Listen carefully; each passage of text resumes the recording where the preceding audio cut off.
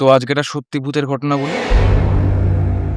আর কিছু কিছু মাছ জল থেকে লাফিয়ে উঠে ডাঙাতেও এসে পড়ে আছে। যে কটা মাছ ডাঙায় উঠে পড়ে আছে সব কটা মাছের আঁশ ছাড়ানো। যে কটা মাছের আঁশ ছাড়ানো নেই তাদের প্রত্যেকের গায়ে এরকম নখ দিয়ে খুবলানোর দাগ। তো ওদের গ্রামে একটা ওঝা গোছের একজন আছে, তাকে ডাকা হয়। সে এসে বলে ওর যে বউ, সেই বউ নাকি বিয়ের সময় ওদের বাড়িতে ডাইনি ধরে এনেছে। ও এই কথা শুনে বিরাট রেগে যায়। রেগে যাওয়ার পর ওই ওঝাকে একদম ঘাড় ধরে বাড়ি থেকে বের করে দেয়। এরপর ওদের গ্রামে আরো লোকজন যারা ছিল তাদের মধ্যে একজনের একটা তান্ত্রিকের সঙ্গে চেনা পরিচিত। সেই তান্ত্রিক এসে বলে ওদেরই বাড়িতে ওদেরই সম্পত্তি বা এই সমস্ত কিছু নিয়ে একটা ঝামেলা ছিল। সেই লোকটাই নাকি এই ধরনের কোনো জিনিসপত্র করেছে, অন্য কোনো তান্ত্রিকের সঙ্গে কথা বলে তাকে নাকি এই সমস্ত কিছু এই ধরনের প্রবলেমস গুলো করছে। হোম করতে হবে, যজ্ঞ করতে হবে, তাবিজ পড়তে হবে, এই ধরনের জিনিসপত্র বলে। এবং যে তাবিজটা ওদেরকে দেওয়া হবে, এই তাবিজটা যেন ওরা মিনিমাম 51টা দিন ওরা পড়ে থাকে, তারপর ওই তাবিজ নিয়ে কোনো একটা জলে ভাসিয়ে দিতে হবে। আর এই যখন এত কিছু ধরনের জিনিসপত্র হচ্ছে, এই সময় আমি ওখানে গিয়ে উপস্থিত হই। তো এবার সেখানে আমি রাত্রিবেলায় কি আছি,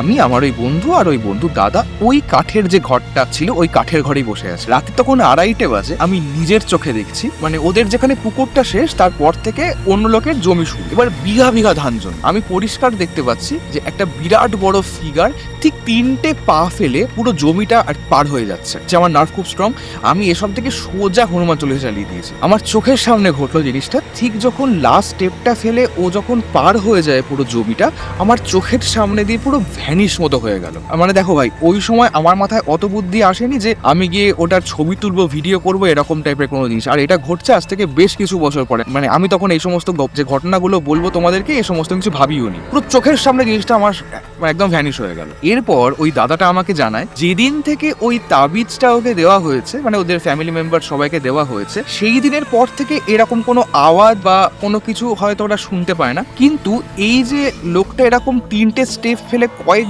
বিঘা জমি পার হয়ে চলে গেল, এই জিনিসটাকে ওরা প্রায়ই দেখতে পায়। এরপর ওই তান্ত্রিক কিছুদিন পরে আবার ওদের বাড়িতে আসে, এসে বলে যে ওদের সামনে বিপদ এখনো পুরোপুরি কাটেনি, ওদেরকে এর পরেও 9খানা পাঠা বলি দিতে হবে। ওরা সেটা করে। সমস্ত রকমের আওয়াজ, সমস্ত রকমের সমস্যা যা ওরা দেখছিল চোখের সামনে, এই ধরনের কিছু সমস্ত কিছু বন্ধ হয়ে যায়। কিন্তু তারপরেও নাকি ওই গ্রামের লোকেরাই বলেছে ওই যে জিনিসটা যেটা ওই 3টে-4টে পা ফেলে পুরো জমিটা পার হয়ে যাচ্ছিল, ওকে আজও নাকি দেখা যায়। আমি তোমাদের পুরো গল্পটা বললাম, একদম নিজের চোখে দেখা অদ্ভুত একটা জিনিস।